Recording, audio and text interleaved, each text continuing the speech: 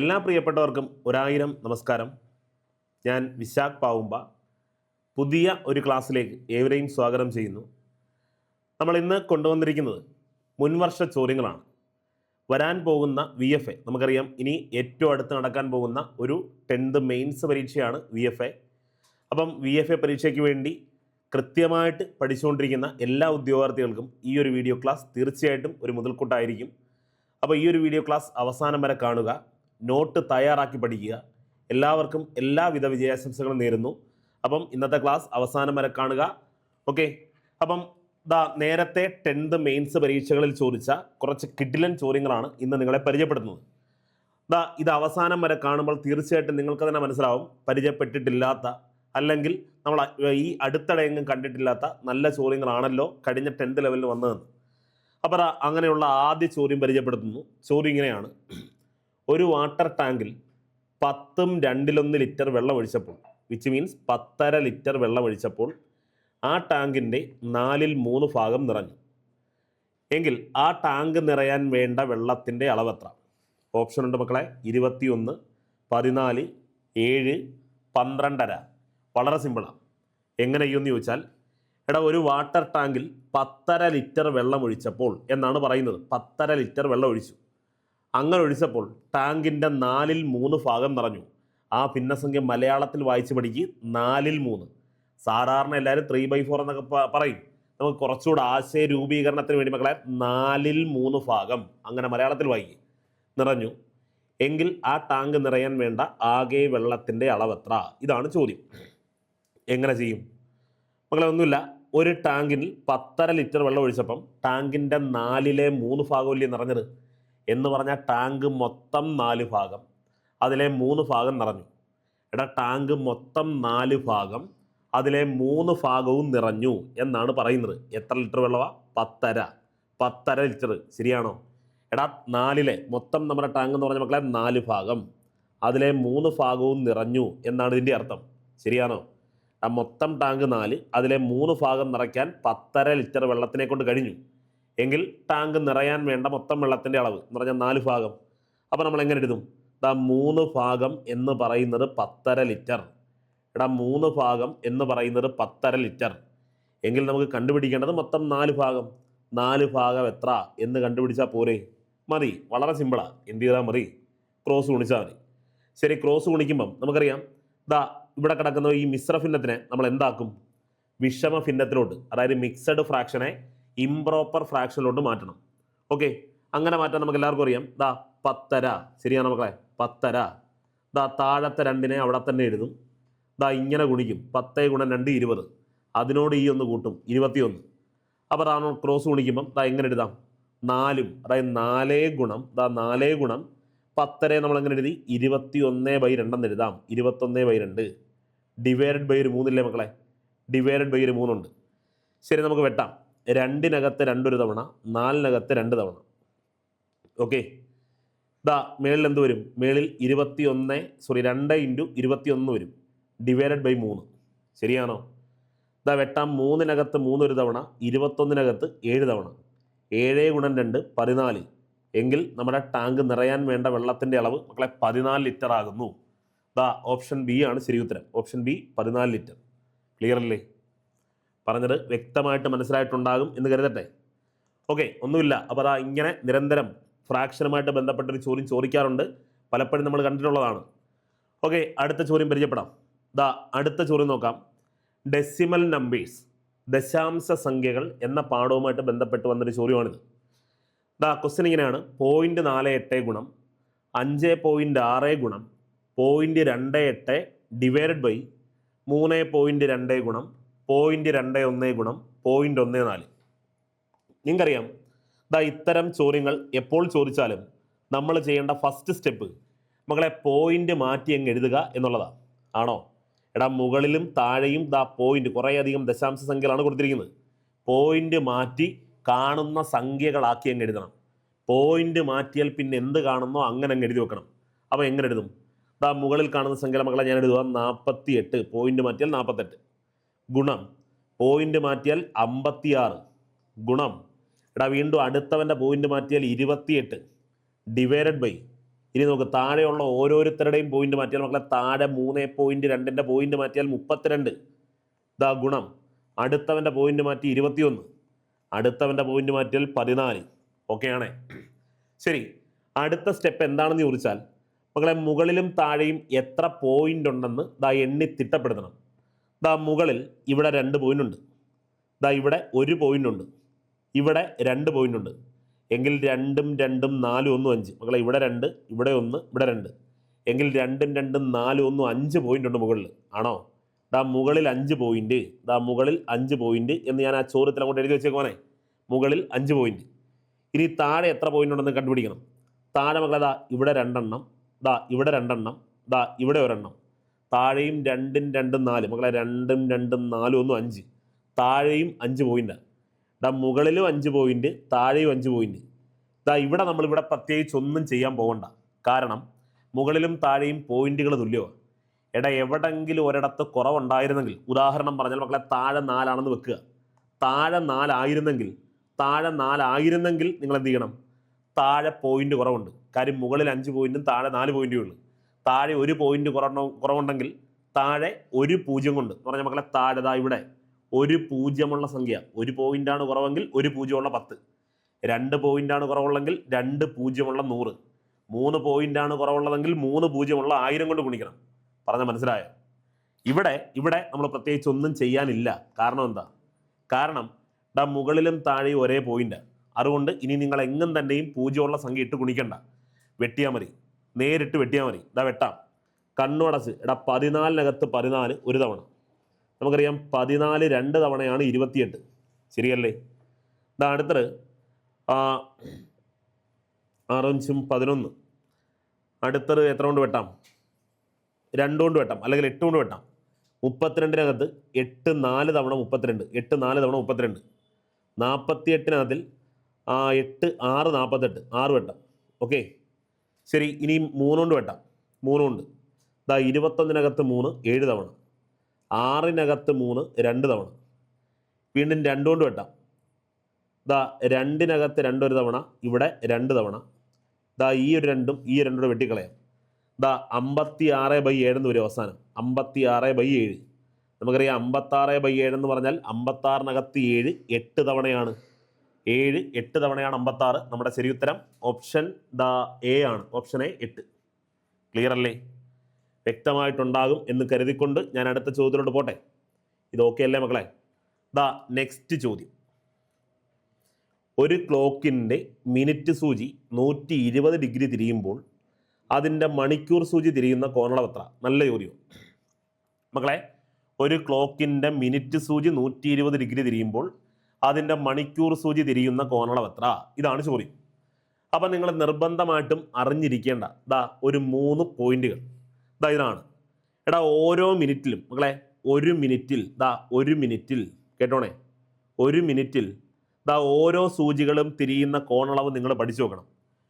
ഒരു മിനിറ്റിൽ 3 സൂചികളുണ്ട് നമ്മുടെ ക്ലോക്കിൽ. 3 സൂചികൾ ഏതൊക്കെയാണ്? ഏറ്റവും ഫാസ്റ്റായിട്ട് തിരിയുന്ന സെക്കൻഡ് സൂചി എന്ന് നമ്മൾ പറയുന്ന പടപടപടപടാന്നും പറഞ്ഞ് നീങ്ങുന്ന സാധനം സെക്കൻഡ് സൂചി, ഓർമ്മയുണ്ടല്ലോ. ദാ സെക്കൻഡ് സൂചി ഉണ്ട്.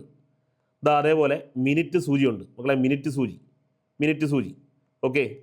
ലാസ്റ്റ് മണിക്കൂർ സൂചി ഉണ്ട്. മണിക്കൂർ സൂചി ഓക്കെ. മണിക്കൂർ സൂചി ഓക്കെ. അപ്പം ഓരോ മിനിറ്റിലും ഈ 3 സൂചികളുടെയും ചലനങ്ങൾ നിങ്ങൾ പഠിച്ചു വെച്ചാൽ കാര്യം എളുപ്പമാണ്.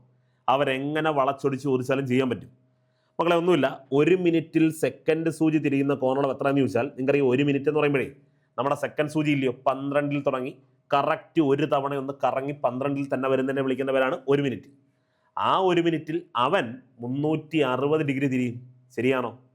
ആ 1 മിനിറ്റിൽ എവൻ ആ സെക്കൻഡ് സൂചി മക്കളെ 360. കാര്യം അവൻ ആ 12 തുടങ്ങി അടുത്ത 12 ആവുന്നതിനാണ് നമ്മൾ 1 മിനിറ്റ് എന്ന് വിളിക്കുന്നത് അല്ലേ? ആ സെക്കൻഡ് സൂചി 12 തുടങ്ങി തിരിച്ച് 12 വരുന്നതിനെ വിളിക്കുന്നവരാണ് 1 മിനിറ്റ്. അപ്പോൾ 1 മിനിറ്റിൽ അവൻ കറക്റ്റ് ഒരു റൗണ്ട് കംപ്ലീറ്റ് ചെയ്തില്ലൂടാ. ആ ഒരു റൗണ്ട് അല്ലേടാ 360. എങ്കിൽ നമുക്ക് മനസ്സിലായി 1 മിനിറ്റിൽ സെക്കൻഡ് സൂചി തിരിയുന്ന കോണളവ് 360. 1 മിനിറ്റിൽ സെക്കൻഡ് സൂചി തിരിയുന്ന കോണളവ് 360. ശരിയാണോ? അതേ 1 മിനിറ്റിൽ നമ്മുടെ മിനിറ്റ് സൂചിയും തിരിയാറുണ്ട്. നമ്മൾ കാണാത്തറ. അതേ 1 മിനിറ്റിൽ മക്കളെ മിനിറ്റ് സൂചിയും തിരിയാറുണ്ട്. എത്ര എന്ന് ചോദിച്ചാൽ 6 ഡിഗ്രി. എടാ 1 മിനിറ്റിൽ സെക്കൻഡ് സൂചി 360 ഡിഗ്രി, 1 മിനിറ്റിൽ മക്കളെ മിനിറ്റ് സൂചി 6 ഡിഗ്രി. അതേ 1 മിനിറ്റിൽ നമ്മുടെ മണിക്കൂർ സൂചി തിരിയുന്ന കോണളവ് എത്ര എന്ന് ചോദിച്ചാൽ പഠിച്ചു വെച്ചോ, 1/2 ഡിഗ്രി. എടാ 1/2 ഡിഗ്രി. ഇതറിയാവുന്ന ഒരാൾക്ക് എങ്ങനെ ചോദിച്ചാലും കരൾ ചെയ്യാൻ പറ്റും. അപ്പോൾ ഒന്നുകൂടെ, 1 മിനിറ്റിൽ മക്കളെ സെക്കൻഡ് സൂചി 360, 1 മിനിറ്റിൽ മിനിറ്റ് സൂചി 6 ഡിഗ്രി, 1 മിനിറ്റിൽ മണിക്കൂർ സൂചി 1/2 ഡിഗ്രി. ഒന്നുകൂടെ, 1 മിനിറ്റിൽ മണിക്കൂർ സൂചി 1/2, 1 മിനിറ്റിൽ മിനിറ്റ് സൂചി 6, 1 മിനിറ്റിൽ സെക്കൻഡ് സൂചി 360. ക്ലിയർ ആണോ? ശരി, ഇനി നമ്മുടെ ചോദ്യത്തിലോട്ട് വരാം. ചോദ്യം പറയുന്നത് എന്തുവാ? എടാ ഒരു ക്ലോക്കിൻ്റെ മിനിറ്റ് സൂചി 120 ഡിഗ്രി തിരിയും, മിനിറ്റ് സൂചി 120 ഡിഗ്രി തിരിയും. അപ്പം നിങ്ങൾ അറിഞ്ഞിരിക്കേണ്ട മറ്റൊരു കാര്യം, മിനിറ്റ് സൂചി 1 മിനിറ്റിൽ 6 ഡിഗ്രിയിലെ തിരിയുന്നത്. 1 മിനിറ്റിൽ, എടാ 1 മിനിറ്റിൽ 6 ഡിഗ്രി തിരിയുന്നവനാ എങ്കിൽ 120 ഡിഗ്രി തിരിയാൻ എത്ര മിനിറ്റ് എടുത്തെന്ന് എങ്ങനെ കണ്ടുപിടിക്കാൻ പറ്റും? ഒന്നുമില്ല. എടാ 1 മിനിറ്റിൽ അവൻ സാധാരണ മിനിറ്റ് സൂചി ഒന്ന് ആലോചിച്ച് നോക്കി, 1 മിനിറ്റിൽ അവൻ 6 ഡിഗ്രി തിരിയും. 1 മിനിറ്റിൽ 6 ഡിഗ്രി എങ്കിൽ 120 ഡിഗ്രി അവൻ തിരിഞ്ഞിരിക്കുന്നത്. 120 ഡിഗ്രി ആര് തിരിഞ്ഞു? മിനിറ്റ് സൂചി. മിനിറ്റ് സൂചി മക്കളെ 120 ഡിഗ്രി തിരിഞ്ഞു. എടാ 1 മിനിറ്റിൽ നമുക്കറിയാം അവൻ 6 ഡിഗ്രി തിരിയുന്നവനല്ലേ? 1 മിനിറ്റിൽ 6 ഡിഗ്രി തിരിയുന്നവനാ. അവൻ എത്ര ഡിഗ്രി തിരിഞ്ഞെന്നാണ് പറഞ്ഞത്? 120 ഡിഗ്രി. എങ്കിൽ 1 മിനിറ്റിൽ നമ്മൾ എഴുതും 6 ഡിഗ്രി തിരിഞ്ഞു, 6 ഡിഗ്രി എങ്കിൽ 120 ഡിഗ്രി തിരിയാൻ എത്ര മിനിറ്റ് എടുത്തു എന്ന് കണ്ടുപിടിക്കാൻ നമുക്ക് ക്രോസ് ഗുണിച്ചാൽ മതി. എത്ര മിനിറ്റ് എടുത്തു എന്നറിയാൻ ക്രോസ് ഗുണിക്കും. അപ്പം 120 × 1 ഡിവൈഡഡ് ബൈ 6 എന്ന് പറഞ്ഞാൽ മക്കളതാ 20 കിട്ടത്തില്ലേ? 20. അതായത് എന്ത് കിട്ടും? എന്ത് മനസ്സിലായി? എടാ 1 മിനിറ്റിൽ ഇവൻ 6 ഡിഗ്രി തിരിയുന്നവനാണ്. അപ്പം 120 ഡിഗ്രി തിരിയണമെങ്കിൽ ഇവൻ 20 മിനിറ്റ് എടുത്തെന്നാണ് പറയുന്നത്. 20 മിനിറ്റ് ശരിയാണോ? 20 മിനിറ്റ്. ഓക്കെ, എങ്കിൽ അതിൻ്റെ മണിക്കൂർ സൂചി തിരിയുന്ന കോണളവല്ലേ കണ്ടുപിടിക്കുന്നത്? മണിക്കൂർ സൂചി മക്കളെ ഇവിടെ മണിക്കൂർ സൂചി എന്നല്ല മിനിറ്റ് സൂചി എന്നായിരുന്നു കേട്ടോ. ചോറ് യഥാർത്ഥ ചോദ്യം മിനിറ്റ് സൂചിയാണ്, പക്ഷേ ഇവിടെ ഇപ്പം മണിക്കൂർ സൂചി എന്നാണ് ടൈപ്പ് ചെയ്ത് വെച്ചിരിക്കുന്നത്. നമുക്ക് മണിക്കൂർ സൂചിയുടെ കാര്യമൊക്കെ ചെയ്യാം. ഓക്കെ, സോറി, മണിക്കൂർ സൂചി തന്നെയാണ്. ഓക്കെ, ഓപ്ഷൻ ഉണ്ട്. അപ്പോൾ എങ്ങനെയാണ്? നമുക്ക് മനസ്സിലായി 20 മിനിറ്റിലാണ് ഈ ചോദ്യം പറയുന്നത്. 20 മിനിറ്റ് വെച്ചാണ് ഈ ചോദ്യം പറയുന്നത് അല്ലേ? അപ്പോൾ ഒരു ക്ലോക്കിൻ്റെ മിനിറ്റ് സൂചി 120 ഡിഗ്രി തിരിഞ്ഞിട്ടുണ്ടെങ്കിൽ മക്കളെ 20 മിനിറ്റാണ്. 120 ഡിഗ്രി തിരിഞ്ഞിട്ടുണ്ടെങ്കിൽ 20 മിനിറ്റാണ്. എങ്കിൽ നമുക്ക് ചോദ്യം ഇങ്ങനെ വായിക്കാം. എടാ 20 മിനിറ്റിൽ മണിക്കൂർ സൂചി തിരിയുന്ന കോണളവ് എത്ര എന്നായില്ലേ ചോദ്യം? ആയി. 20 മിനിറ്റിൽ മണിക്കൂർ സൂചി തിരിയുന്ന കോണളവ് എത്ര എന്നായി ചോദ്യം. അപ്പോൾ എങ്ങനെ കണ്ടുപിടിക്കാം? നമുക്കറിയാം 1 മിനിറ്റിൽ മണിക്കൂർ സൂചി 1/2 ഡിഗ്രി തിരിയും 1 മിനിറ്റിൽ. എങ്കിൽ 20 മിനിറ്റിൽ 20 × 1/2 10. നമ്മുടെ ശരി ഉത്തരം 10 ഡിഗ്രി. ഓപ്ഷൻ ഡി ആണ് ശരി ഉത്തരം കേട്ടോ. വെട്ടുമ്പം 10 വരും, 10 ഡിഗ്രി. കാര്യം വ്യക്തമാണോ? പറഞ്ഞിട്ട് മനസ്സിലായോ? ഒന്നുമില്ല. ഒരു ക്ലോക്കിൽ മിനിറ്റ് സൂചി 120 ഡിഗ്രി തിരിയണമെങ്കിൽ 20 മിനിറ്റ് ആവണം. 120 ഡിഗ്രി തിരിയണമെങ്കിൽ 20 മിനിറ്റ് വേണം. അപ്പം നമുക്ക് ചോദ്യം തിരുത്തി വായിക്കാം. എടാ 20 മിനിറ്റിൽ മണിക്കൂർ സൂചി തിരിയുന്ന കോണളവ് എത്ര? 20 മിനിറ്റിൽ മണിക്കൂർ സൂചി തിരിയുന്ന കോണളവ് എത്ര? ഇതാണ് ചോദ്യം. ഓക്കെ, ക്ലിയർ അല്ലേ? വ്യക്തമായിട്ടുണ്ടാകും എന്ന് കരുതിക്കൊണ്ട് മുന്നോട്ട് പോട്ടെ. നെക്സ്റ്റ് ക്വസ്റ്റ്യൻ ഇങ്ങനെയാണ്. വർഗവും വർഗമൂലവും എന്ന ടോപ്പിക്കിനെ അടിസ്ഥാനപ്പെടുത്തി ചോദിച്ച ഒരു നല്ല ചോദ്യം. ഒന്നുമില്ല മക്കളെ, √4 പ്ലസ് √21 പ്ലസ് √13 പ്ലസ് √8 പ്ലസ് √1. നല്ല ചോദ്യം. ഞാൻ ഇത് നോർമലി ചെയ്യുന്നത് എങ്ങനെയാണെന്നും പിന്നെ ഇത്തരം ചോദ്യങ്ങൾ 90% ഉത്തരമായിട്ട് വരിക എന്താണെന്നും പറഞ്ഞുതരാം. ആദ്യം ഇത് ചെയ്യുന്ന കറക്റ്റ് മെത്തേഡ് ചുമ്മാ കേട്ടു മക്കളെ. നിങ്ങൾ അറിഞ്ഞിരിക്കേണ്ടത് ഏറ്റവും നിങ്ങൾക്കറിയാം, ഇതെല്ലാം ഇപ്പോഴും ചെയ്തു തുടങ്ങാൻ പറ്റുന്നത് വലത്തെ അറ്റത്ത് നിന്നുമാണ്. ഒരിക്കലും ഇടത്തെ അറ്റത്ത് നിന്ന് നമുക്ക് ചെയ്യാൻ പറ്റുന്നൊരു കണക്കല്ലിത്. വലത്തെ അറ്റത്ത് നിന്ന് മാത്രമേ നമുക്ക് ഉറപ്പായിട്ടും ചെയ്യാൻ കഴിയുകയുള്ളൂ. ഏറ്റവും വലത്തെ അറ്റത്ത് തന്നിരിക്കുന്നത് ഒരു പൂർണ്ണവർഗ സംഖ്യ ആയിരിക്കുകയും ചെയ്യും. വലത്തെ അറ്റത്ത് മക്കളെ ഉറപ്പായിട്ടും ഒരു പൂർണ്ണവർഗ സംഖ്യ പെർഫെക്റ്റ് സ്ക്വയർ ആയിരിക്കണം. അങ്ങനെ ചോദിക്കൂ, അങ്ങനെ ഈ ചോദ്യം ചോദിക്കാൻ പറ്റൂ. ഓക്കെ, എങ്കിൽ വലത്തെ അറ്റത്ത് √1 മക്കളെ, ആ √1 നമ്മൾ സോൾവ് ചെയ്യുമ്പോൾ നമുക്കറിയാം √1 എന്ന് പറഞ്ഞാൽ അത് ഒന്നല്ലേ? കാര്യം 1ന്റെ സ്ക്വയർ റൂട്ട് ആരാ? അത് 1 തന്നെ. അപ്പോൾ അവിടുത്തെ റൂട്ട് അങ്ങ് മാറി. പിന്നെ നമ്മൾ എന്ത് ചെയ്യും? ഈ 8ഉം ഈ 1 കൂട്ടും. 8 1 കൂട്ടി എത്ര മക്കളെ? 9. അപ്പോൾ അവിടെ റൂട്ട് വരും അല്ലേ? √9 എന്ന് വരത്തില്ലേ? √9 എന്ന് പറഞ്ഞാൽ മക്കളെ അത് 3 അല്ലേ? 3. ശേഷം 12 13ഉം ഈ 3 കൂട്ടും. കൂട്ടാനല്ലേ പറയുന്നത്? കൂട്ടാനാണ് പറയുന്നത്. അപ്പം 13 3 കൂട്ടിയാൽ നമുക്കറിയാം 16. അപ്പോൾ റൂട്ട് ഓഫ് 16 എന്ന് വരും. റൂട്ട് ഓഫ് 16 എന്ന് പറഞ്ഞാൽ മക്കളെ അത് 4 അല്ലേ? 4. ശേഷം ഇതാ അടുത്ത 21. 21 പ്ലസ് 4, കാര്യം പ്ലസ് അല്ലേ, ചിഹ്നം പ്ലസ്സാ. 21 പ്ലസ് 4 ചെയ്യുമ്പം 25. അപ്പോൾ റൂട്ട് 25 എന്നാവത്തില്ലേ മക്കളെ? റൂട്ട് 25. റൂട്ട് 25 എന്ന് പറഞ്ഞാൽ എടാ അത് 5 അല്ലേ? 5. 5 ആണ്. അവസാനമായിട്ട് 4 അധികം നോക്ക്, 4 അധികമാണ്. അപ്പം 4 പ്ലസ് 5 ചെയ്യും. 4 പ്ലസ് 5 എന്ന് പറഞ്ഞാൽ മക്കളെ 9. അപ്പം അവസാനം റൂട്ട് ഓഫ് 9 എന്ന് വരത്തില്ലേ? റൂട്ട് 9 എന്ന് പറഞ്ഞാൽ എത്ര മക്കളെ? അത് 3 ആണ്. എന്ന് പറഞ്ഞാൽ നമ്മുടെ ഫൈനൽ ആൻസർ 3 ആണ്. ഓക്കെ അല്ലേ? ഈ പറഞ്ഞാൽ ഓക്കെ ആണോ? ദാ ഒന്നുകൂടെ നമ്മൾ ചെയ്യുന്ന കാര്യം ഒന്നുകൂടെ ദാ നോക്കി. ദാ വലത്തെ അറ്റം റൂട്ട് 1. റൂട്ട് 1 എന്ന് പറഞ്ഞാൽ അത് 1 തന്നെയാണ്. അടുത്തത് ദാ 8 ഒന്നുകൂടെ കൂട്ടിയാൽ മക്കളെ, 8 ഒന്നുകൂടെ കൂട്ടിയാൽ 9. ആ 9ൻ്റെ റൂട്ട് എന്ന് പറഞ്ഞാൽ എത്ര? 9ൻ്റെ കാര്യം 9ൻ്റെ റൂട്ട് എടുക്കണം. കണ്ടോ, 9ൻ്റെ റൂട്ട് എടുക്കുമ്പോൾ 3. അടുത്തത് 12 പ്ലസ് 3. 12 plus 3 sorry 13 plus 3. 13 3 കൂട്ടിയാൽ 16. റൂട്ട് 16 എന്ന് പറഞ്ഞാൽ മക്കളെ 4. അടുത്തത് 21 4 കൂട്ടണം. 21 പ്ലസ് 4 എന്ന് പറഞ്ഞാൽ 25. റൂട്ട് 25 എന്ന് പറഞ്ഞാൽ കണ്ണുടച്ച് പറയാം 5. അടുത്തത് 4 അധികം 5. 4 അധികം 5 എന്ന് പറഞ്ഞാൽ 9. റൂട്ട് 9 എന്ന് പറഞ്ഞാൽ മക്കളെ 3. ഫൈനൽ ഔട്ട്പുട്ട് 3 കിട്ടും. ശരിയാണോ? ഇതാണ് ഉത്തരം. ഇനി ഞാൻ മറ്റൊരു കാര്യം പറഞ്ഞു തരട്ടെ. ഇത്രയും മെനക്കെടണം എന്നില്ല. PSC ചോദിക്കുന്ന 90% ചോദ്യങ്ങളിലും, എന്നാൽ ഒരു 10% ചോദ്യത്തിൽ അത്യാവശ്യം ക്വസ്റ്റ്യൻ ഇടുന്ന ആൾ ഒരു ബ്രില്യൻ്റ് ആണെങ്കിൽ നമ്മളെ കുഴപ്പിക്കാനും പറ്റും. അതുകൊണ്ടാണ് ഞാൻ പറഞ്ഞത് 90% ചോദ്യങ്ങളിലും നിങ്ങളിതാ ഇത് ചെക്ക് ചെയ്താലും മതി. ഇതായിരിക്കും ഉത്തരം. അതായത് ഏറ്റവും ആദ്യം കിടക്കുന്ന നമ്പർ ഉണ്ടോ മക്കളെ? ഏറ്റവും ആദ്യം കിടക്കുന്ന നമ്പർ 4. 4ന് ശേഷം കിടക്കുന്ന ചിഹ്നം നോക്കി, പ്ലസ്സാ. 4ന് ശേഷം കിടക്കുന്ന ചിഹ്നം ഏതാ മക്കളെ? പ്ലസ്സാ. അപ്പം 4 പ്ലസ് എന്നാണ് കിടക്കുന്നതെങ്കിൽ നിങ്ങൾ ചെയ്യേണ്ട എത്രയേ ഉള്ളൂ? 4ന് ശേഷം വരുന്ന പെർഫെക്റ്റ് സ്ക്വയർ എടുക്കണം. എടാ 4 കഴിഞ്ഞ്, പ്ലസ് ആയതുകൊണ്ട് 4 കഴിയണം. മൈനസ് ആയിരുന്നെങ്കിൽ 4 തൊട്ട് മുമ്പ്. ഇവിടെ 4 പ്ലസ്സാ. 4 കഴിഞ്ഞ് വരുന്ന പെർഫെക്റ്റ് സ്ക്വയർ എടുക്കണം മക്കളെ. 4 കഴിഞ്ഞ് വരുന്ന പൂർണ്ണവർഗസംഖ്യ ആരാ? 4 കഴിഞ്ഞാൽ എടാ 9. 4 കഴിഞ്ഞ്, 4 പ്ലസ് കിടക്കുന്നുണ്ട്, 4 കഴിഞ്ഞ് വരുന്ന പൂർണ്ണവർഗസംഖ്യ 9. ആ 9ൻ്റെ സ്ക്വയർ റൂട്ട്, ആ 9ൻ്റെ സ്ക്വയർ റൂട്ട് 3. അതായിരിക്കും ഉത്തരം മക്കളെ. ഇതാണ് ഉത്തരം, ഓപ്ഷൻ സി. കണ്ടോ? പറഞ്ഞാൽ മനസ്സിലായോ? എളുപ്പമല്ലേ? ഓക്കെ, അടുത്ത ചോദ്യം നോക്കാം. ചോദ്യം ഇങ്ങനെ: 8 സംഖ്യകളുടെ ശരാശരി 32 ആണ്. ഇതിൽ ഒരു സംഖ്യ ഒഴിവാക്കിയപ്പോൾ ശരാശരി 31 ആയി. ഒഴിവാക്കിയ സംഖ്യ ഏത്? ദാ ഈ ചോദ്യം PSCയുടെ എക്കാലത്തെയും സൂപ്പർ ഹിറ്റ് ചോദ്യങ്ങളിൽ ഒന്നാണ്. നിങ്ങൾക്കറിയാം 10th നിലവാരത്തിലെ 10th പ്രിലിംസ് ആയിക്കോട്ടെ, 10th മെയിൻസ് ആയിക്കോട്ടെ, ദാ ശരാശരി എന്ന പാഠത്തിൽ നിന്നും ദാ ഈ ചോദ്യം സ്ഥിരമാണ്. അതാ ഞാൻ പറഞ്ഞത് 10th നിലവാരത്തിൽ PSCയുടെ സൂപ്പർ ഹിറ്റ് ചോദ്യങ്ങളിൽ ഒന്നാണ്. അതുകൊണ്ട് തന്നെ എന്നെ കണ്ടുകൊണ്ടിരിക്കുന്ന എല്ലാ ഉദ്യോഗാർത്ഥികൾക്കും ഈ സാധനം ചെയ്യാൻ അറിയാം എന്നെനിക്കറിയാം. എങ്കിലും ദാ നമ്മുടെ ക്ലാസ് വിശ്വസിച്ച് വരുന്ന എല്ലാവർക്കും, അല്ലെങ്കിൽ പുതുതായിട്ട് വന്ന കുറച്ച് പേർക്കെങ്കിലും അറിയാത്തവരായിട്ടുണ്ടായിരിക്കും.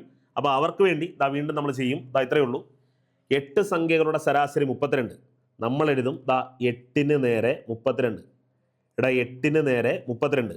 നമ്മളെപ്പോഴും പറയുന്നത് എന്താ? ആദ്യം പറയുന്ന സംഖ്യ എണ്ണം എത്ര? 8. അതിന് നേരെ അവരുടെ ശരാശരി 32. ആദ്യം പറയുന്ന എണ്ണം എഴുതുക, അതിന് നേരെ അവരുടെ ശരാശരി എഴുതി വെക്കുക. ഇനി ഒരു സംഖ്യ ഒഴിവാക്കിയപ്പോൾ എന്ന് പറയുമ്പോൾ മക്കളെ എണ്ണം എത്രയായി? 8ൽ നിന്ന് 1 കുറഞ്ഞ് 7 ആയി. എണ്ണം 7 ആയി. എണ്ണം 7. കണ്ടോ? എണ്ണത്തിന് താഴെ വീണ്ടും എണ്ണം എഴുതി 7. ശരാശരി 31 ആയി. ശരാശരി മക്കളെ 31 ആയി. ഇതാ 31. എങ്കിൽ ഒഴിവാക്കിയ സംഖ്യ ഏത് എന്ന് ചോദിച്ചാൽ നമ്മൾ ചെയ്യുന്ന പരിപാടി നിങ്ങൾക്കറിയാം. ദാ ഒരു സംഖ്യ കൂട്ടിച്ചേർത്താലും ഇങ്ങനെ തന്നെ ചെയ്യണം, ഒരു സംഖ്യ ഒഴിവാക്കിയാലും ഇങ്ങനെ തന്നെ ചെയ്യണം. എങ്ങനെ? അതായത് എടാ മുകളിൽ നിന്ന് താഴോട്ട് വരാൻ, അതായത് പഴയ എണ്ണം പുതിയ എണ്ണമാകാൻ, പഴയ എണ്ണം 8, പുതിയ എണ്ണം 7. 8 7 ആവാൻ കൂടണോ കുറയണോ? കുറയണം.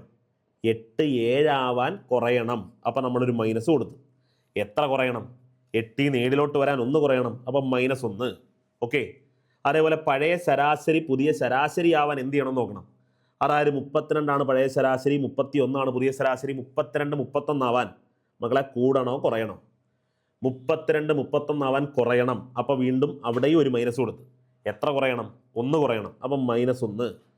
ഇനി നമുക്കറിയാം എപ്പോഴും ഇത്തരം ചോദ്യങ്ങൾ ചെയ്യുന്നത് ദാ ഇങ്ങനെ ഇടത്തെ അറ്റം കൊണ്ടൊന്ന് വലത്തെ അറ്റമായിട്ട് ഗുണിക്കും. അതായത് എണ്ണത്തിലെ വ്യത്യാസം ഗുണം പുതിയ ശരാശരി. എണ്ണത്തിലെ വ്യത്യാസം ഗുണം പുതിയ ശരാശരി. ഇതാണ് ചെയ്യുന്നത്. പക്ഷേ നിങ്ങൾ അങ്ങനെയൊന്നും പഠിക്കണ്ട. എടാ ഇടത്തെ അറ്റം എന്താ ഇങ്ങനെ വരയ്ക്കും. കണ്ടോ, -1 × 31. -1 × 31 പറഞ്ഞ മക്കളെ കണ്ണുടച്ചെഴുതാം -31. അടുത്തത് വലത്തെ അറ്റം കൊണ്ടെന്താ ഇങ്ങനെ വരയ്ക്കും.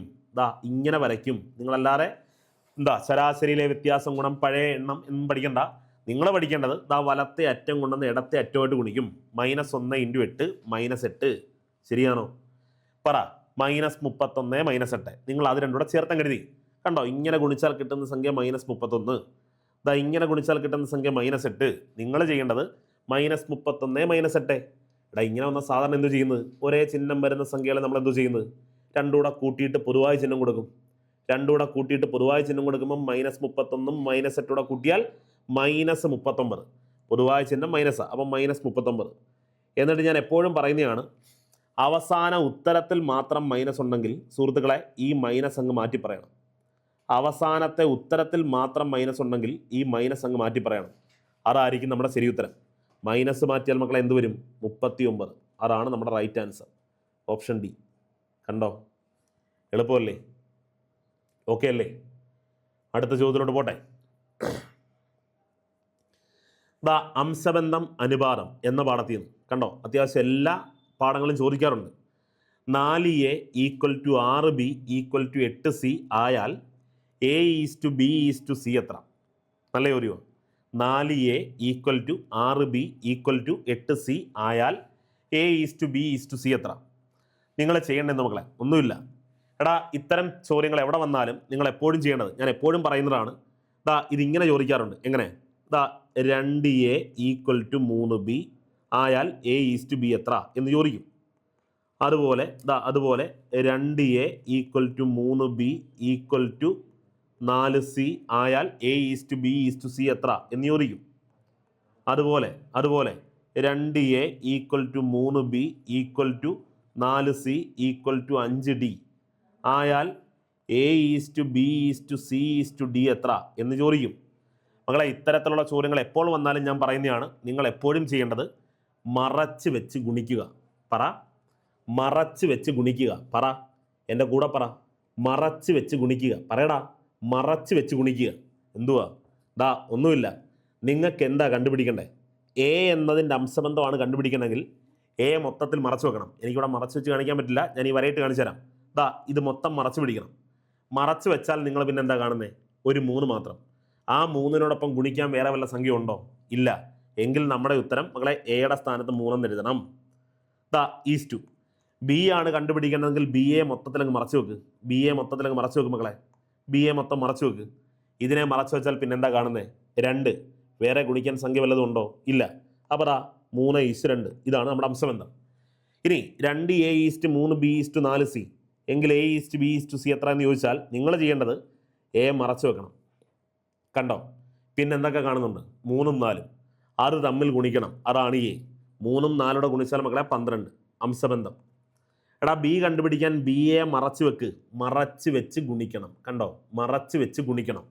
ബി എ മറച്ചു വെക്ക്. പിന്നെ കാണുന്ന എന്തൊക്കെയാ? 2ഉം 4 2ഉം 4 ഗുണിക്ക് 8. ശരിയാണോ? 8. അംശബന്ധം. സി ആണ് കണ്ടുപിടിക്കണമെങ്കിൽ സി എ മറച്ചു വെക്ക്. പിന്നെ കാണുന്ന എന്തൊക്കെയാ? 2 × 3 6. ശരിയാണോ? 12:8:6 വെട്ടിച്ചെറുതാക്കുമ്പം 6:4:3. മനസ്സിലായോ? എടാ ഇതേപോലെ തന്നെയാണ് ഇവിടെയും. എ കണ്ടുപിടിക്കാൻ എ മറച്ചു വെക്കുക. ഇത് 3 ഗുണിക്കുക. ബി എ കണ്ടുപിടിക്കാൻ ബി എ മറച്ചു വെക്കുക. ഇത് 3 ഗുണിക്കുക. സി എ കണ്ടുപിടിക്കാൻ ഇത് മറച്ചു വെക്കുക. ഇത് 3 ഗുണിക്കുക. ഡി എ കണ്ടുപിടിക്കാൻ ഇത് മറച്ചു വെക്കുക. ഇത് 3 ഗുണിക്കുക. പറഞ്ഞ മനസ്സിലായോ? എങ്കിൽ പറ, 4A 6B 8C ആയാൽ A:B:C എത്ര എന്നാണ് കണ്ടുപിടിക്കേണ്ടത്. ഞാനത് മാറ്റി എഴുതാം. 4A = 6B = 8C. ഞാൻ ആദ്യം മക്കളെ ഇവരെ നിങ്ങൾക്കൊന്ന് വെട്ടിച്ചെറുതാക്കാൻ പറ്റുമെങ്കിൽ വെട്ടിച്ചെറുതാക്കിയതിന് ശേഷം മറച്ച് വെച്ച് ഗുണിച്ചാലും മതി. അല്ലാതെ നിങ്ങളിപ്പോൾ ഗുണിക്കാൻ പോകുമ്പോൾ വലിയ സംഖ്യ കിട്ടും. അത് നമുക്ക് ഒന്ന് സിംപ്ലിഫൈ ചെയ്യാൻ ആദ്യം ഇവിടെ തന്നെ ഇട്ടൊന്ന് വെട്ടിച്ചെറുതാക്കാം. അപ്പോൾ ചെറിയ സംഖ്യകളെ തമ്മിൽ ഗുണിക്കേണ്ടിയേ വരത്തുള്ളൂ. ഇതല്ലെങ്കിൽ നിങ്ങളിപ്പോൾ എന്താ 4നെ മറച്ച് വെക്കുമ്പം 6 8 ഗുണിക്കണം. 6 8 48. അപ്പോൾ വലിയ സംഖ്യയിലോട്ടൊക്കെ കാര്യം പോകും. അതിലും നല്ലത് ഇതിനെ വെട്ടാൻ പറ്റുമെങ്കിൽ ഒന്നുകൂടെ വെട്ടിച്ചെറുതാക്കാം. എടാ 4നെയും 6നെയും 8നെയും 2 കൊണ്ട് വെട്ടാം. 2 കൊണ്ട് വെട്ടുമ്പോൾ മക്കളെ 4നകത്ത് 2 വെട്ടാം. അപ്പോൾ 2A. ഈക്വൽ ടു 6-നകത്ത് 3 വട്ടം ദാ 3b ഈക്വൽ ടു 8-നകത്ത് 4 വട്ടം 4c ദാ നമ്മൾ പറഞ്ഞ ചോദ്യം തന്നെ. ഇത് എപ്പോഴും ചോദിക്കുന്നതാണ്. കണ്ടോ 2a equal to 3b equal to 4c. എങ്കിൽ അതിൻ്റെ ഉത്തരം ദാ മറച്ച് വെച്ച് ഗുണിച്ച് നോക്ക്. 6:4:3 അല്ലേ? ദാ മറച്ച് വെച്ച് ഗുണിക്കുമ്പോൾ മക്കളെ a:b:c ചെയ്യുമ്പം 6:4:3 6:4:3 ഏതാ ഓപ്ഷൻ കിടപ്പുണ്ട്? Option C. ക്ലിയർ? ഓക്കെ അല്ലേ? ഇതാ അടുത്ത ചോദ്യം. ഒരു കവാടത്തിൽ 4 മണികളുണ്ട്. അവ യഥാക്രമം 4 സെക്കൻഡ് 6 സെക്കൻഡ് 8 സെക്കൻഡ് 10 സെക്കൻഡ് ഇടവിട്ട് മുഴങ്ങുന്നു. അവ എല്ലാം കൂടി ഒന്നിച്ച് മുഴങ്ങിയതിന് ശേഷം 30 മിനിറ്റ് പൂർത്തിയാക്കുന്നതിനിടയിൽ അവ എത്ര പ്രാവശ്യം ഒന്നിച്ച് മുഴങ്ങിയിരിക്കും? നല്ല ചോദ്യമാണ്. LCM HCF കണ്ടോ, ഓരോരോ പാഠങ്ങളാണ്. LCM HCF എന്ന പാഠത്തിൽ നിന്ന് വന്നൊരു ചോദ്യമാണ്. നിങ്ങൾക്കറിയാം ദാ ഈ 4 മണികളും ദാ ഒന്നിച്ച് മുഴങ്ങണമെങ്കിൽ എത്ര ഗ്യാപ്പ് വേണം എന്നറിയാൻ ഈ തന്നിരിക്കുന്ന സമയങ്ങളുടെ LCM എടുത്താൽ മതി അല്ലേ? അതായത് എടാ ഓരോന്നും മുഴങ്ങുന്ന എങ്ങനെ വീതമാണ്? ഒരെണ്ണം 4 സെക്കൻഡ് 4 സെക്കൻഡ് 4 സെക്കൻഡ് കൂടിയിരിക്കും മണിയടിക്കും. മറ്റേത് 6 സെക്കൻഡ് 6 സെക്കൻഡ് 6 സെക്കൻഡ് കൂടിയിരിക്കും മണിയടിക്കും. മറ്റവൻ 8 സെക്കൻഡ് വീണ്ടും 8 സെക്കൻഡ് വീണ്ടും 8 സെക്കൻഡ് കൂടുമ്പോൾ മണിയടിക്കും. മറ്റവൻ 10 പിന്നെ ഒരു 10 പിന്നെ ഒരു 10 അങ്ങനെയാണ് മണിയടിക്കുന്നത്. എടാ ഇവ എല്ലാം കൂടെ ഒരുമിച്ച് മണിയടിക്കുന്ന സമയ ഗ്യാപ്പ് കണ്ടുപിടിക്കാൻ ഇതിൻ്റെ LCM എടുത്താൽ മതി. ശരിയാണോ? അപ്പോൾ നമ്മളിതാ LCM എടുക്കുമ്പം മക്കളെ 4 സെക്കൻഡ് ദാ 6 സെക്കൻഡ് 8 സെക്കൻഡ് 10 സെക്കൻഡ്. നമുക്കറിയാം LCM എടുക്കാൻ ഏറ്റവും ചെറിയ സംഖ്യ വിച്ച് മീൻസ് പ്രൈം നമ്പർ കൊണ്ടേ ഹരിക്കാൻ പാടുള്ളൂ കേട്ടോ. 2 കൊണ്ട് ഹരിക്കുന്നു. ഇവിടെ 2 വട്ടം 3 വട്ടം 4 വട്ടം 5 വട്ടം. വീണ്ടും നമുക്ക് 2 കൊണ്ട് ഹരിക്കാം. ഇതാ 2 കൊണ്ട് ഹരിക്കുമ്പം ഇവിടെ ഒരു തവണ 3 താത്തെഴുതി 4-നകത്ത് 2 വട്ടം 5 താഴെ എഴുതി. ഇനി വെട്ടാൻ ഹരിക്കാൻ സംഖ്യ ഇല്ലല്ലോ. മിനിമം 2 പേരെങ്കിലും ഹരിക്കാൻ പറ്റുമെങ്കിൽ നമ്മൾ വീണ്ടും ഹരിക്കത്തുള്ളൂ. ഇവിടെ മിനിമം 2 പേരെങ്കിലും ഹരിക്കാൻ ഇനി സംഖ്യ ഇല്ല. 3-നെയും 5-നെയും ഹരിക്കാൻ പറ്റില്ല, 3-നെയും 2-നെയും പറ്റില്ല, 2-നെയും 5-നെയും പറ്റില്ല. അപ്പോൾ ഇനി കോമൺ ആയിട്ട് ഹരിക്കാൻ സംഖ്യ ഇല്ല. അതുകൊണ്ട് നിർത്തുന്നു. നമ്മൾ ഗുണിക്കും. 2 × 5 10 10 × 3 30 32 60 62 120. ശരിയാണോ? ശരിയല്ലേ? 120 എന്ന് വരും. ഓക്കെ മക്കളെ ഒന്നുകൂടെ 5 2 10 5 3 30 32 60 62 120. അതായത് LCM 120 കിട്ടത്തില്ല മക്കളെ. LCM 120 അല്ലേ കിട്ടുന്ന? 120. അതായത് ഇവ 4ഉം കൂടി ഒന്നിച്ച് മണി അടിക്കണമെങ്കിൽ 120 സെക്കൻഡ് കൂടിയിരിക്കണം. കാര്യം നമ്മൾ 4 സെക്കൻഡ് 6 സെക്കൻഡ് 8 സെക്കൻഡ് 10 സെക്കൻഡ് സെക്കൻഡുകളുടെ LCM കണ്ടുപിടിച്ചാൽ കിട്ടുന്ന LCM സെക്കൻഡിൽ തന്നെയാണ്. അപ്പോൾ ഇവ 4ഉം കൂടി ഒന്നിച്ച് മണി അടിക്കണമെങ്കിൽ മക്കളെ 120 സെക്കൻഡ് ആവണം. 120 സെക്കൻഡ് എന്ന് പറഞ്ഞാൽ എത്ര മിനിറ്റ് ആണെന്ന് എങ്ങനെ കണ്ടുപിടിക്കും? എത്ര മിനിറ്റ്? 120 സെക്കൻഡ് അതിനെ മിനിറ്റ് ആക്കണം. എങ്ങനെ മിനിറ്റ് ആക്കും? നമുക്കറിയാം 60 സെക്കൻഡാണ് 1 മിനിറ്റ്. അപ്പോൾ 120 സെക്കൻഡ് എന്ന് പറഞ്ഞാൽ 2 മിനിറ്റാണ്. അതിനൊന്നുമില്ല. 120-നകത്ത് എത്ര തവണ 60 വരും നോക്കിയാൽ പോരെ. കാര്യം 60 സെക്കൻഡ് ചേരണം 1 മിനിറ്റ് ആവാൻ. എടാ 60 സെക്കൻഡ് ചേരണം 1 മിനിറ്റ് ആവാൻ. അപ്പം 120-നകത്ത് എത്ര തവണ 60 വരും നോക്കിയാൽ പോരെ. 120/60 മനസ്സിലായി. ഇതാ 2 മിനിറ്റ്. എടാ 120 സെക്കൻഡ് എന്ന് പറഞ്ഞാൽ 2 മിനിറ്റ്. അതായത് ഇവയെല്ലാം ഒന്നിച്ച് മണിയടിക്കണമെങ്കിൽ മക്കളെ 2 മിനിറ്റ് 2 മിനിറ്റ് 2 മിനിറ്റ് കഴിഞ്ഞുകൊണ്ടേ ഇരിക്കണം. ശരി, നമ്മളോട് പറയുന്നു ഇവയെല്ലാം കൂടി ഒന്നിച്ച് ഒന്ന് മണിയടിച്ചു ശേഷം ഇനി അടുത്ത 30 മിനിറ്റിൽ എത്ര തവണ അവ ഒന്നിച്ച് മണിയടിക്കും എന്ന് ചോദിക്കും. നമ്മുടെ ചോദ്യം ഒന്നിച്ച് മണി അടിച്ചതിന് ശേഷം 30 മിനിറ്റ് പൂർത്തിയാക്കുന്നതിനിടയിൽ എത്ര പ്രാവശ്യം ഒന്നിച്ച് മണിയടിക്കുമെന്നാണ്. എടാ 30 മിനിറ്റിനിടയിൽ ആദ്യത്തെ ഒരു തവണ കൂട്ടാൻ പറഞ്ഞിട്ടില്ല. ഒന്നിച്ച് മുഴങ്ങിയതിന് ശേഷം 30 മിനിറ്റ് പൂർത്തിയാക്കുന്നതിനിടയിൽ അവ എത്ര പ്രാവശ്യം ഒന്നിച്ച് മുഴക്കും എന്ന് ചോദിച്ചാൽ നിങ്ങൾ എന്ത് ചെയ്താൽ മതി? ആ 30 മിനിറ്റിൽ നമുക്കറിയാം 2 മിനിറ്റ് 2 മിനിറ്റ് 2 മിനിറ്റ് കൂടുമ്പോൾ മണി അടിച്ചുകൊണ്ടിരിക്കും. എങ്കിൽ 30 മിനിറ്റിൽ എത്ര തവണ മണി അടിക്കും എന്നറിയാൻ 30/2. കാര്യം 30 മിനിറ്റിൽ എത്ര തവണ 2 മിനിറ്റ് ഉണ്ടോ നോക്കിയാൽ മതി.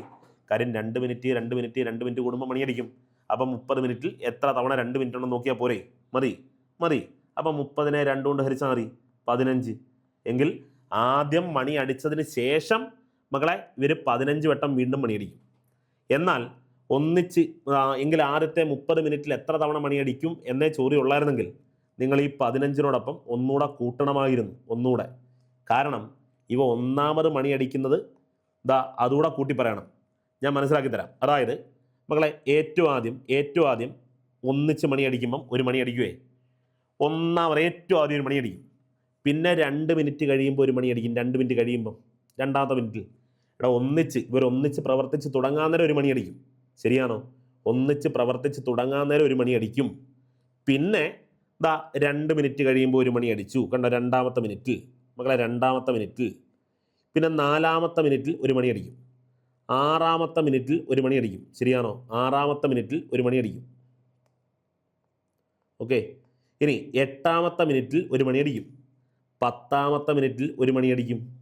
അതേപോലെ 12ാമത്തെ മിനിറ്റിൽ ഒരെണ്ണം അടിക്കും. 14 മിനിറ്റിൽ ഒരെണ്ണം അടിക്കും. 16 മിനിറ്റിൽ ഒരെണ്ണം അടിക്കും. 18 മിനിറ്റിൽ അടിക്കും. 20 മിനിറ്റിൽ അടിക്കും. 22ാമത്തെ മിനിറ്റിൽ ഒരെണ്ണം. 24ാമത്തെ മിനിറ്റിൽ ഒരെണ്ണം. 26-ൽ ഒരെണ്ണം. 28-ൽ ഒരെണ്ണം. 30-ൽ ഒരെണ്ണം. ശരി മക്കളെ, മൊത്തം മണികളൊന്ന് എണ്ണി നോക്കി. മൊത്തം മണികൾ എണ്ണിയാൽ ഇവിടെ ഒരു 6 മണികളില്ലേ? 6. ശരിയാണോ? ഇവിടെ എത്ര ഉണ്ട്? 6ഉം 5ഉം. ഇവിടെ 5 ഉണ്ട്. അതേപോലെ ഇവിടെയും 5 ഉണ്ട്. എങ്കിൽ മൊത്തം എത്ര മക്കളെ? 16 മണികൾ വരും. 16 മണികൾ. ശരിയാണോ? 16 മണി വരും. എന്തുകൊണ്ടാണ് 16 വന്നത്? ഇവ ആദ്യം ഒന്നിച്ച് മണി അടിക്കാൻ നേരം ഒരെണ്ണം അടിക്കും. അത് മറന്നു പോരുത്. ഇവ ആദ്യം ഒന്നിച്ച് മണി അടിക്കാൻ നേരം ഒരു മണി അടിക്കും. അത് പലരും കൂട്ടാറില്ല. പലരും 15 എഴുതി വെക്കും. ഇവിടെ ഉത്തരം 15. കാര്യം എന്താ? ഇവിടെ ചോദിക്കുന്നുണ്ട് അവയെല്ലാം കൂടി ഒന്നിച്ച് മുഴങ്ങിയതിന് ശേഷം 30 മിനിറ്റ് പൂർത്തിയാക്കുന്നതിനിടയിൽ. കണ്ടോ? എന്ന് പറഞ്ഞാൽ ഒന്നാമത്തത് കൂട്ടണ്ട എന്നൊരു ക്ലോസ് ആണ് ഇവിടെ വെച്ചിരിക്കുന്നത്. പറഞ്ഞത് മനസ്സിലായോ? ഇവിടുത്തെ നമ്മുടെ ശരി ഉത്തരം 15, ഓപ്ഷൻ ബി. ക്ലിയർ? 5 പുരുഷന്മാർ. മക്കളെ ഇവിടെ 5 മിസ്സിംഗ് ആണ്. ഞാൻ അങ്ങ് എഴുതി ചേർക്കുവാണ് കേട്ടോ. 5 പുരുഷന്മാർ 3 ദിവസം കൊണ്ട് ചെയ്തു തീർക്കുന്ന ഒരു ജോലി 4 സ്ത്രീകൾ 6 ദിവസം കൊണ്ടാണ് ചെയ്തു തീർക്കുന്നത്. ആ ജോലി അവർ ഒന്നിച്ച് ചെയ്താൽ എത്ര ദിവസം കൊണ്ടാണ് പൂർത്തിയാകുന്നത്? നല്ല ചോദ്യം, അടിപൊളി ചോദ്യം. വർക്ക് ആൻഡ് ടൈമിലെ അടിപൊളി ചോദ്യം. അപ്പം അടുത്ത ടോപ്പിക്ക് വന്നു കഴിഞ്ഞു. Work and time. കണ്ടോ? ഏതെല്ലാം ടോപ്പിക്കാണ് ചോദിക്കുന്ന ഓർത്തേ? Work and time. അപ്പോൾ വർക്ക് ആൻഡ് ടൈമിലെ കിടിലൻ ചോദ്യമാണ് ഈ സാധനം. മക്കളെ, 5 പുരുഷന്മാർ 3 ദിവസം കൊണ്ട് ചെയ്തു തീർക്കുന്ന ജോലി 4 സ്ത്രീകൾ 6 ദിവസം കൊണ്ടാണ് ചെയ്തു തീർക്കുന്നത്. എങ്കിൽ ആ ജോലി അവർ ഒന്നിച്ച് ചെയ്താൽ എത്ര ദിവസം കൊണ്ടാണ് പൂർത്തിയാകുന്നത്? ഇതാണ് കണ്ടുപിടിക്കേണ്ടത്. ശരി, നമ്മൾ സാധാരണഗതിയിൽ ഈ ചോദ്യം ചോദിക്കുന്നത് എങ്ങനെയാണ്? 5 പുരുഷന്മാരും 3 സ്ത്രീകളും ചേർന്ന് 3 ദിവസം കൊണ്ട് ചെയ്യുന്ന ജോലി 3 പുരുഷന്മാരും 4 സ്ത്രീകളും ചേർന്ന് ഇത്ര ദിവസം കൊണ്ട് ചെയ്യും എന്നൊക്കെയാണ് ചോദിക്കുന്നത്. ഇവിടെ ഇപ്പം 5 പുരുഷന്മാർ 3 ദിവസം കൊണ്ട് ചെയ്യും, എങ്കിൽ 4 സ്ത്രീകൾ 6 ദിവസം കൊണ്ട് ചെയ്യും. ഇങ്ങനെയാണ് പറഞ്ഞിരിക്കുന്നത്. അപ്പം നമ്മൾ ചെയ്യേണ്ടത്, നിങ്ങൾ ആദ്യം മനസ്സിലാക്കേണ്ടത്, ആളുകളെ അവർ ചെയ്ത ദിവസങ്ങളുടെ എണ്ണം കൊണ്ട് ഗുണിച്ചാൽ ആകെ ജോലി കണ്ടെത്താം. ആളുകളെ അവർ ചെയ്ത ദിവസങ്ങളുടെ എണ്ണം കൊണ്ട്, ഇത്ര ആളുകൾ ഇത്ര ദിവസം കൊണ്ട് ഒരു ജോലി ചെയ്തു എന്ന് പറഞ്ഞാൽ അവിടുത്തെ ആകെ ജോലി കണ്ടെത്താൻ ആളുകളെ അവർ ചെയ്ത ദിവസങ്ങളുടെ എണ്ണം കൊണ്ട് ഗുണിച്ചാൽ മതി. ആളുകളെ അവർ ചെയ്ത ദിവസങ്ങളുടെ എണ്ണം കൊണ്ട് ഗുണിച്ചാൽ മതി. ഉദാഹരണം, 5 ആളുകൾ 10 ദിവസം കൊണ്ട് ചെയ്ത ആകെ ജോലി എത്ര എന്ന് ചോദിച്ചാൽ 5 × 10 50. 4 ആളുകൾ 6 ദിവസം കൊണ്ട് ചെയ്ത ആകെ ജോലി എത്ര എന്ന് ചോദിച്ചാൽ 4 × 6 24. 3 ആളുകൾ 7 ദിവസം കൊണ്ട് ചെയ്ത ആകെ ജോലി എത്ര എന്ന് ചോദിച്ചാൽ 3 × 7 21. 10 ആളുകൾ 11 ദിവസം കൊണ്ട് ചെയ്ത ആകെ ജോലി എത്ര എന്ന് ചോദിച്ചാൽ 10 × 11 110. പറഞ്ഞ് മനസ്സിലായോ? എങ്കിൽ ഇവിടെ പറയുന്ന മക്കളെ 5 പുരുഷന്മാർ 3 ദിവസം കൊണ്ട്. ഞാൻ ഇങ്ങനെ എഴുതി തുടങ്ങുക. 5 പുരുഷന്മാർ, 5 മെൻ. കണ്ടോ? 5 പുരുഷന്മാർ 3 ദിവസം കൊണ്ട്. അപ്പം പുരുഷന്മാരുടെ എണ്ണം തന്നിട്ടുണ്ട്, അവർ ചെയ്ത ദിവസങ്ങളുണ്ട്. എങ്കിൽ അവർ ചെയ്ത ആകെ ജോലി കണ്ടെത്താൻ ആളുകളെ അവർ ചെയ്ത ദിവസങ്ങളുടെ എണ്ണം കൊണ്ട് ഗുണിക്കണ്ടേ മക്കളെ? വേണം. അപ്പോൾ 5 പുരുഷന്മാർ 3 ദിവസം കൊണ്ട് ചെയ്ത ആകെ ജോലി എത്രയെന്ന് ചോദിച്ചാൽ 5 മെൻ × 3. 5 പുരുഷന്മാർ × 3 എന്ന് എഴുതണം. മനസ്സിലായോ? ഞാൻ പറഞ്ഞല്ലോ, ആളുകൾ അവർ ചെയ്ത ദിവസവും തന്നാൽ ആകെ ജോലി കണ്ടെത്താൻ ആളുകളെ അവർ ചെയ്ത ദിവസങ്ങളുടെ എണ്ണം കൊണ്ട് ഗുണിച്ചാൽ മതി. ആളുകളെ അവർ ചെയ്ത ദിവസങ്ങളുടെ എണ്ണം കൊണ്ട് ഗുണിച്ചാൽ മതി. അപ്പോൾ 5 മെൻ 3 ദിവസം കൊണ്ട് ചെയ്ത ജോലി 5m × 3. ഇനി ഇതേ ജോലി തന്നെയാണ് മക്കളെ 4 സ്ത്രീകൾ 6 ദിവസം കൊണ്ട് ചെയ്യുന്നു. 4 സ്ത്രീകൾ 4 W എന്ന് എഴുതുക. 6 ദിവസം. അപ്പോൾ 6 ദിവസം. ഓക്കെ, × 6. അപ്പോൾ ഇത് രണ്ടും സെയിം ജോലിയില്ലേ മക്കളെ? ഈ ജോലി തന്നെയല്ലേ ഇവരും ചെയ്യുന്നത്? ഒന്ന് ആലോചിച്ച് നോക്ക്. 2 പേരും ചെയ്തത് സെയിം ജോലിയാണ്. അപ്പോൾ നടുക്ക് നമുക്ക് ഈക്വൽ സൈൻ കൊടുക്കാം. ക്ലിയർ? ഇനി എങ്ങനെ ചെയ്യും? 5 × 3 15 മെൻ ഈക്വൽ ടു 6 × 4 24 W. ശരി, 15നെ 24 നമുക്ക് വെട്ടാം. 3 കൊണ്ട് വെട്ടാം, മാക്സിമം വെട്ടാം. 3 കൊണ്ട് വെട്ടുമ്പോൾ ഇവിടെ 5m എന്ന് വരും. 5m ഈക്വൽ ടു 3 ഇടുമ്പം 8 3 24 അല്ലേ, 8 3 24, 8 W എന്ന് വരും. അതായത് 5M = 8W. അതായത് 5 പുരുഷന്മാർക്ക് തുല്യരാണ് മക്കളെ 8 സ്ത്രീകൾ. എടാ 5 പുരുഷന്മാർക്ക് തുല്യമാണ് 8 സ്ത്രീകൾ. ഒന്നുകിൽ 5 പുരുഷന്മാരെ ജോലിക്കിടുന്ന സ്ഥാനത്ത് 5 പുരുഷന്മാരെ മാറ്റിയാൽ 8 സ്ത്രീകളെ സ്ഥാപിക്കേണ്ടി വരും. അതല്ലെങ്കിൽ 8 സ്ത്രീകളെ മാറ്റിയിട്ട് അവിടെ 5 പുരുഷന്മാരെ ഇട്ടാലും മതി. എടാ 5 men = 8W. അപ്പോൾ നമ്മളിവിടുന്ന് പുരുഷൻ്റെയും സ്ത്രീയുടെയും കഴിവ് എത്ര എന്ന് കണ്ടുപിടിക്കണം. അതിനൊന്നുമില്ല, M ഇവിടെ തന്നെ എഴുതി. ഇവിടെ ഗുണിച്ചിരിക്കുന്ന W-നെ മക്കളെ ഇപ്പുറത്ത് കൊണ്ടുവരണം. ഇവിടെ ഗുണിച്ചിരിക്കുന്നവനെ ഇപ്പുറത്ത് കൊണ്ടുവരുമ്പോൾ എന്താവും, ഹരിക്കണം. അപ്പം 5 ഡിവൈഡഡ് ബൈ എന്ത് വരും മക്കളെ, സോറി, M ഡിവൈഡഡ് ബൈ എന്ത് വരും, W = 8നെ അവിടെ തന്നെ എഴുതും. അപ്പുറത്തുള്ള 5നെ ഇപ്പുറത്ത് കൊണ്ടുവരും. 5നെ ഇപ്പുറത്ത് കൊണ്ടുവരുമ്പോൾ എന്താവും, ബൈ 5 എന്ന് വരും. അതായത് പുരുഷൻ്റെ കഴിവ് 8, സ്ത്രീയുടെ കഴിവ് 5. മെന്നിൻ്റെ കഴിവ് 8, വുമൻ്റെ കഴിവ് 5. ഈ പറഞ്ഞിട്ട് മനസ്സിലായോ? ശരി, അപ്പോൾ കഴിവ് കിട്ടി. രണ്ടാമത് നമുക്ക് ഇവിടുത്തെ ജോലി എത്ര എന്ന് കണ്ടുപിടിക്കണം. കാരണം എടാ ടൈം കാണുന്നത് എങ്ങനെ, വർക്ക് ബൈ എഫിഷ്യൻസിയാണ്. ശരിയാണോ? നമുക്കിപ്പോൾ എന്ത് മാത്രമേ കിട്ടിയുള്ളൂ എന്നറിയാമോ? എഫിഷ്യൻസി മാത്രമേ കിട്ടിയുള്ളൂ. മകളെ എഫിഷ്യൻസി മാത്രം വെച്ചുകൊണ്ട് ടൈം കാണാൻ പറ്റുമോ? ഇല്ല. ടൈം കാണണമെങ്കിൽ എന്തോരം വേണം? വർക്ക് ബൈ എഫിഷ്യൻസി ചെയ്യണം. അപ്പോൾ ഇപ്പം നമ്മുടെ കയ്യിൽ എന്ത് മാത്രമേ ഉള്ളൂടാ? എഫിഷ്യൻസി മാത്രമേ ഉള്ളൂ. വർക്ക് കൂടെ കണ്ടുപിടിക്കണ്ടേ? വേണം. ഇവിടുത്തെ വർക്ക് കൂടെ കണ്ടുപിടിക്കണം. വർക്ക് കണ്ടുപിടിക്കുന്നത് എങ്ങനെയാണെന്ന് ഓർമ്മയുണ്ടോ? ഞാൻ പറഞ്ഞു 5 പുരുഷന്മാർ 3 ദിവസം കൊണ്ട് ചെയ്യുന്നതാണ് ഇവിടുത്തെ ആകെ ജോലി അല്ലേ? അതല്ലെങ്കിൽ 4 സ്ത്രീകൾ 6 ദിവസം കൊണ്ട് ചെയ്യുന്നതും ഇവിടുത്തെ ആകെ ജോലി തന്നെ അല്ലേ? അപ്പോൾ നിങ്ങൾ ചെയ്യേണ്ടത് ഒന്നുകിൽ ഇതെടുക്കണം, അതല്ലെങ്കിൽ ഇതെടുക്കണം. ഏതെങ്കിലും ഒരെണ്ണം എടുത്താൽ മതി, ഏതെങ്കിലും ഒരെണ്ണം. അപ്പം ഞാൻ എന്താ തൽക്കാലം ആദ്യത്തെ എടുത്ത് കാണിച്ചു തരാം. 5 പുരുഷന്മാർ 3 ദിവസം കൊണ്ട് ചെയ്യുന്നതാണ് ആകെ ജോലി. ശരി, അപ്പം മെന്നിൻ്റെ കഴിവ് അങ്ങ് ഇട്ട് കൊടുത്താൽ മതി. മെന്നിൻ്റെ കഴിവ് എത്ര മക്കളെ? മെന്നിൻ്റെ കഴിവ് 8. അപ്പോൾ 5 men എന്ന് പറയുമ്പോൾ 5 × 8, 5 × 8 × 3, 8 5 40, 40 × 3 120 എന്ന് പറഞ്ഞാൽ ഇവിടെ ആകെ ജോലി 120 എന്ന് കിട്ടും. ആകെ ജോലി 120 എന്ന് കിട്ടും.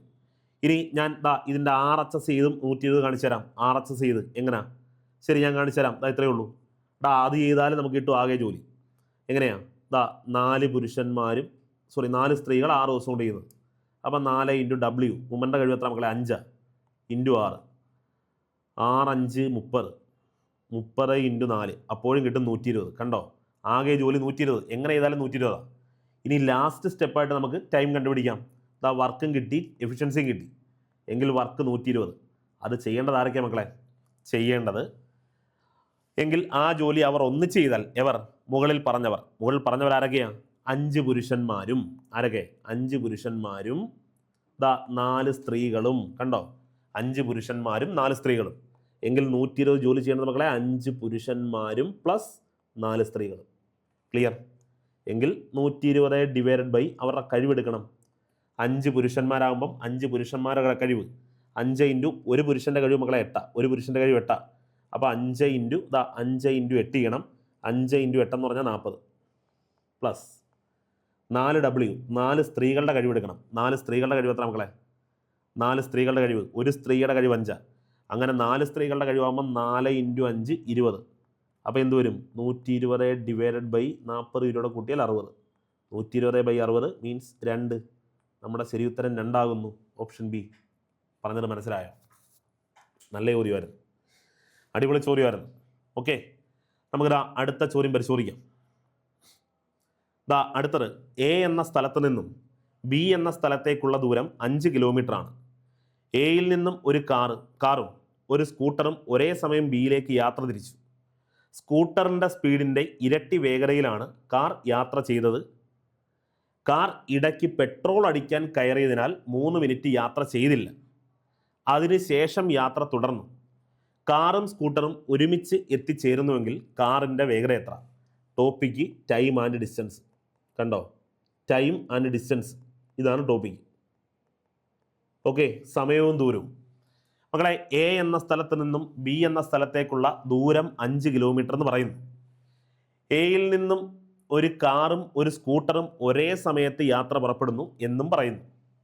ഇനി സ്കൂട്ടറിൻ്റെ സ്പീഡിൻ്റെ ഇരട്ടി വേഗത്തിലാണ് കാർ യാത്ര ചെയ്തത്. ഓക്കെ, ഇനി കാർ ഇടയ്ക്ക് പെട്രോൾ അടിക്കാൻ കയറിയതിനാൽ 3 മിനിറ്റ് യാത്ര ചെയ്തില്ല. 3 മിനിറ്റ് പെട്രോൾ അടിക്കുമായിരുന്നു. അതിനുശേഷം വീണ്ടും കാർ യാത്ര തുടർന്നു.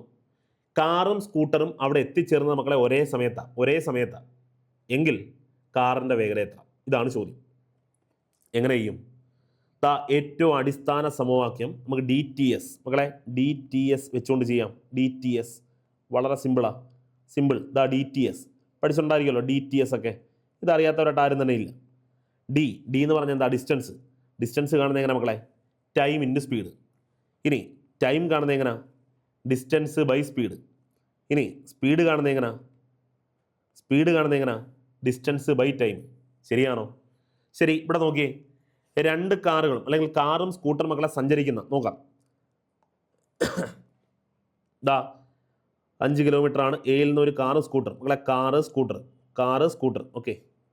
കാറും ഉണ്ട് സ്കൂട്ടറും ഉണ്ട്. ഇനി രണ്ടുപേരും സഞ്ചരിക്കുന്ന ഡിസ്റ്റൻസ് എത്ര മക്കളെ? കാറ് സഞ്ചരിക്കുന്നതും സ്കൂട്ടർ സഞ്ചരിക്കുന്നതും രണ്ടുപേരും ഒരേ ദൂരമാണ്, 5 കിലോമീറ്റർ.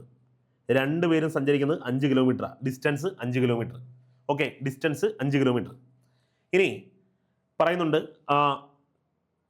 സ്കൂട്ടറിൻ്റെ സ്പീഡിൻ്റെ ഇരട്ടി വേഗത്തിലാണ് കാർ യാത്ര ചെയ്തത്. സ്കൂട്ടറിൻ്റെ സ്പീഡിൻ്റെ ഇരട്ടി വേഗത. സ്കൂട്ടറിൻ്റെ സ്പീഡിൻ്റെ ഇരട്ടി വേഗത. അപ്പോൾ സ്പീഡെന്ന് പറഞ്ഞാൽ എങ്ങനെ എടുക്കാം? സ്കൂട്ടറിൻ്റെ സ്പീഡിൻ്റെ ഇരട്ടി ഉണ്ട് കാറിന്. സ്കൂട്ടറിൻ്റെ സ്പീഡിനെ ഞാൻ എക്സ് എന്ന് വിളിച്ചാൽ കാറിൻ്റെ സ്പീഡ് മക്കളെ 2x. കാറിൻ്റെ സ്പീഡ് 2x. ഓക്കെ ആണോ? സ്കൂട്ടറിൻ്റെ സ്പീഡിൻ്റെ ഇരട്ടി വേഗതയുണ്ട് കാറിന്. അപ്പോൾ സ്കൂട്ടറിൻ്റെ സ്പീഡ് x, കാറിൻ്റെ സ്പീഡ് 2x. അപ്പോൾ നമുക്ക് മനസ്സിലായത് ആ ഡിസ്റ്റൻസും കിട്ടി മക്കളെ, സ്പീഡും കിട്ടി. ഡിസ്റ്റൻസ് സ്പീഡ് ഉണ്ടെങ്കിൽ എന്ത് കാണാം? ടൈം കാണാൻ പറ്റും.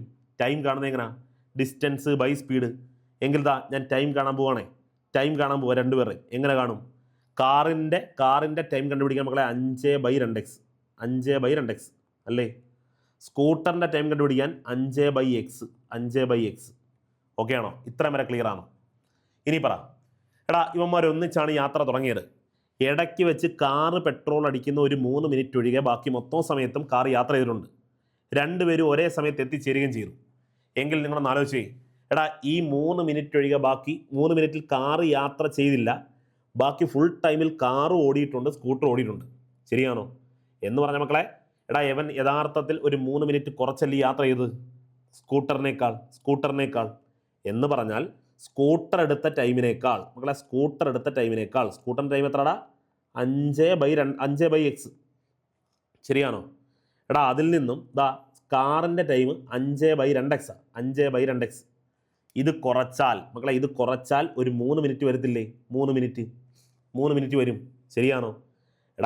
സ്കൂട്ടർ എടുത്ത ടൈം ഏതാ? 5/x. കാർ എടുത്ത ടൈമോ 5/2x. നമുക്കറിയാം കാറിന് കുറച്ച് സമയം 3 മിനിറ്റ് കുറച്ചേ എടുത്തുള്ളൂ. ശരിയാണോ? എങ്കിൽ ആ കാറിനെടുത്ത ടൈം കുറച്ചാൽ ഒരു 3 മിനിറ്റല്ലേ ഗ്യാപ്പ് വരിക? ഒന്ന് ആലോചിച്ച് നോക്ക്. ഞാൻ ഇങ്ങോട്ട് മാറ്റി ചെയ്ത് കാണിച്ചു തരാം. സ്കൂട്ടർ എടുത്ത ടൈം 5/x.